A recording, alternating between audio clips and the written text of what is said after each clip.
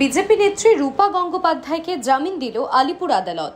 1000 টাকার ব্যক্তিগত বন্ডে তার জামিন মঞ্জুর করা হয়েছে। বাজরানি থানায় রাতভর ধর্নার পর বৃহস্পতিবার সকালে তাকে গ্রেফতার করেছিল পুলিশ। হাস্যকর কাজ করছে পুলিশ, কোনো কারণ ছাড়াই আমাকে গ্রেফতার করা হয়।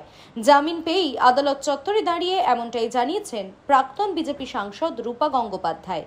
আর কি বলছেন তিনি, শুনুন। পুরোটাই খুব হাস্যকর। বিনা কারণে আমাদের মানে একটাই অপরাধ হিসেবে যদি গণ্য করা যায় সেটা হচ্ছে আমার বিরোধী দলের। আর আমি কোনো কারণ খুঁজে পেলাম, জাস্ট কোনো কারণ খুঁজে পেলাম না যে আমরা চুপ করে। আমি তো আমার কার্যকর্তারা যারা আন্দোলন করছিল তারা সবাই শান্ত হয়ে গেল। আমরা ঠিক করলাম যে সন্ধ্যে হয়ে যাচ্ছে, মানুষজনের অসুবিধা হচ্ছে। আমাদের অ্যাডভোকেটরা চন্দন তারপরে ওরা তিয়াশা, তারপরে সবাই মিলে আমাদের উজ্জ্বলরা, ওখানে মন্ডল প্রেসিডেন্টরা প্রত্যেকে রাত অব্দি জাগলো।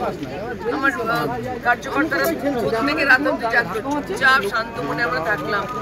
এমন একটা জায়গায় গিয়ে বসলাম যে জায়গাটা থানার চত্বরে যে কোনো সাধারণ মানুষ ঢুকে এসে সেই রিসেপশনে যেখানে বসে কথা বলার জন্য লোকজনের সঙ্গে বা অফিসারদের সঙ্গে, সেইখানে একটা সাধারণ কাঠের বেঞ্চির মধ্যে আমরা বসে থাকি।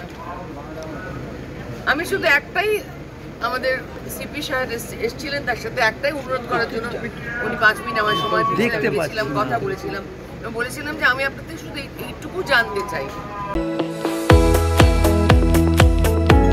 আপনারা দেখছেন ইউএন লাইভ, বাংলা খবরের শেষ কথা।